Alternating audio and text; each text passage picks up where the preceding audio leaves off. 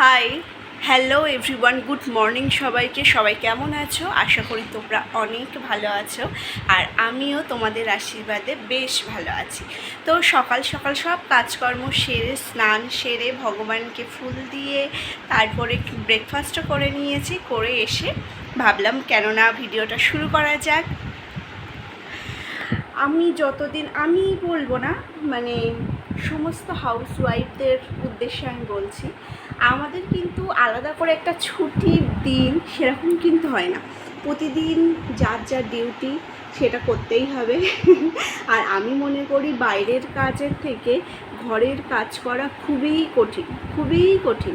কেননা বাইরে ওই 6 ঘন্টা 8 ঘন্টা ডিউটি করে, তাই সে যে কোনো উমেন, যে কোনো মহিলাই যাই কাজ করুক, সে বাইরের কাজটা করে এসে একটু রিল্যাক্স করতে পারে। কিন্তু ঘরে যারা কাজ করে, আমরা ছোটোবেলা থেকে দেখে এসেছি, মা, কাকিমণি, জেঠিমণি, তখন তো অত বুঝতাম না যে মাদের কাজ ফুরাই না, কখনো ফুরাই না, মানে যেন কাজ করতেই থাকছে। তখন ভাবলাম যে সারাদিনে কি কাজ ফুরায় না। আর এখন আমি বুঝতে পারছি বিয়ের পরে যে না, সত্যিই মানে কাজটা মানে কাজ করে উঠে আবার একটা কাজ মানে মনে পড়ে যায়। যে আমরা যেমন কি হয়, এখন যেমন আগে দুপুরবেলা খেয়ে দিয়ে ঘুমিয়ে পড়তাম, এখন দুপুরবেলা খেয়ে দিয়ে মনে হয় এই জামা কাপড়গুলো গুছিয়ে নিই, ছাদের উপর থেকে তুলে আনি, তারপরে হচ্ছে ঘরটা ঝাড় দিয়ে নিই, একবার ময়লা মানে পড়ে আছে দেখা যাচ্ছে, শোকেসের আয়নাগুলো মুছি। এই সমস্ত কাজগুলো মাথায় অটোমেটিক চলে আসে, যার জন্য সারাদিন কাজ তো ফুরায় না। তো যেরকম প্রতিদিনকার কাজ থাকে আজও ছিল, ঘর ঝাড় দেওয়া, ঘর মোছা, আর সেইগুলোই সব করেছি। আর কি যে রান্না হবে দুপুরে তা জানা নেই।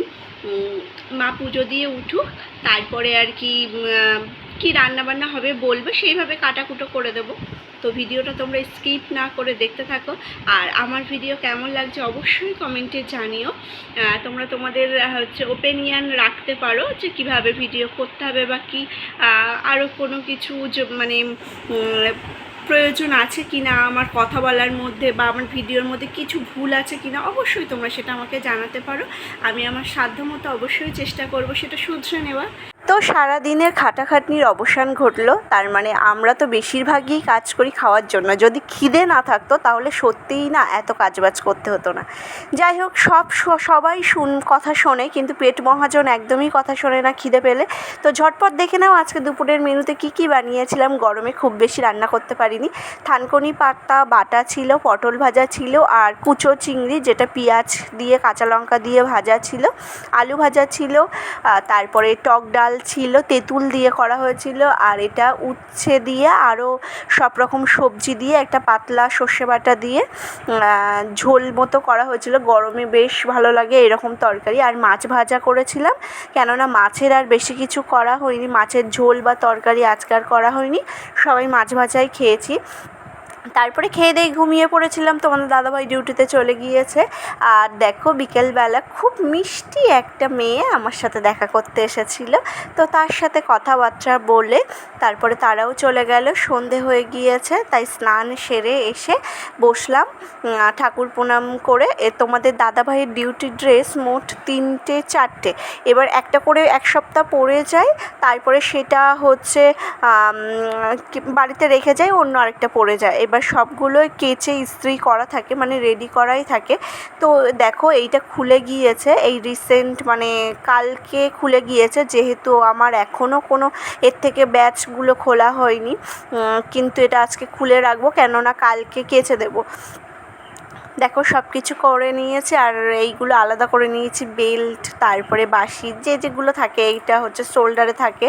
তো এইগুলো একটা ঝুড়িতে রেখে দেবো, আর এই কাপড় জামাগুলো বাইরে রাখবো। এগুলো হচ্ছে কালকে কাচাকুচো করবো। তো সন্ধে যেহেতু হয়ে গিয়েছে, টিফিন তো একটা কিছু করতেই হবে। তো ভাবলাম কেননা একটু চাউমিন করি। আর এই চাউমিনটা আমার বাপের বাড়ি থেকে আনা, আমার মা আর কি কিনে দিয়েছিল। এটা একদম সরু চাউমিন, আর সেই স্কুলে যাওয়ার সময় যে চাউমিনটা দিদা আমাকে করে দিয়ে দিত উইদাউট ভেজিটেবল, বাড়িতে যাই থাকতো পেঁয়াজ আর পেঁয়াজ, ডিম, আলু দিয়ে। তো সেই রেসিপিটাই আজকে তোমাদের সাথে শেয়ার করব। দেখো, সবার প্রথমে চাউমিনটা ভালো করে বয়েল করে ঠান্ডা জলে ধুয়ে নিয়েছি, আর আর কড়াই পরিমাণ মতো তেল দিয়ে দিয়েছি। এবার আলু আর পেঁয়াজটা দিয়ে দেবো। খুব সিম্পল একটা রেসিপি, আর এটাই আমি স্কুলে মানে আমার বেশ ভালো রকম মনে আছে, আমি খুব প্রায়শই নিয়ে যেতাম, খুব তাড়াতাড়িও হয়ে যায়। এখানে দেখো লবণ, হলুদ, খুব বেসিক মশলা, সামান্য একটু লঙ্কার গুঁড়ো দিয়েছি। লঙ্কার গুঁড়োটা না দিতে চাইলে তোমরা কাঁচা লঙ্কা কেটেও দিতে পারো। আমি যেহেতু কাঁচা লঙ্কা দেইনি সেই জন্য হালকা একটু লঙ্কার গুঁড়ো দিয়েছিলাম। দিয়ে ভালো করে আলু আর পেঁয়াজটা ভাজা ভাজা মতো করে নেবো। মানে খুব বেশি সময় একটা লাগে না এই চাউমিনটা করতে। আমার মতে ওই যে বলে 2 মিনিটে ম্যাগি তৈরি হয়ে যায়, তো এই 2 মিনিটে এই চাউমিনটাও তৈরি হয়ে যাবে। এটাও বেশ টেস্টি হয়, একদম ঘরোয়া উপকরণ, আর সত্যিই খেতে একদম অন্য রকম লাগে। তো দেখো মাঝখানে আমি একটু ফাঁকা করে নিয়ে 2টো ডিম দিয়ে দিয়েছি, দিয়ে ভালো করে আলু আর পেঁয়াজের সাথে মাখিয়ে নিয়েছি। আমি না চাউমিন করলে বরাবরই ভেজিটেবিলের মাঝখানে এরকমভাবে ডিম দিয়ে দিই, আলাদা করে ভেজে তুলে রাখি না। আমার ওটার থেকে বেশি এইটাই ভালো লাগে, ডিমটা বেশ ভালোভাবে মানে সব কিছু সবজির সাথে মিশে যায়। তারপরে দেখো চাউমিনগুলো দিয়ে দিয়েছি, আর সব শেষে 1 চামচ মতো হবে একটা বড় পাতিলেবুর রস দিয়েছিলাম, আর দিয়ে নামিয়ে নিয়েছি। এই আমার দেশি স্টাইলের চাউমিন একদম রেডি হয়ে গিয়েছে। আর বাড়িতে স্লাইস ছিল, তো স্লাইসের সাথেই এটা সার্ভ করব। বেশ ভালো লাগে খেতে, আমার স্লাইসটা ভালোই লাগে। বিশেষত কোল্ড ড্রিঙ্কস আমার মাইগ্রেনের জন্য খাওয়া বারণ, খুবই কম যেটা আমি খাই সেটা স্লাইসটাই খাই। আর এখানে দেখো বাবাকে দিয়ে দিলাম, বাবা খেয়ে নিক। তো আজকের মতো তাহলে ভিডিও এই পর্যন্ত। সবাই ভালো থেকো, সুস্থ থেকো, দেখা হচ্ছে একটা নেক্সট ভিডিওতে। আর অবশ্যই আমার ভিডিও ভালো লাগলে সাবস্ক্রাইব করো। টাটা সবাইকে।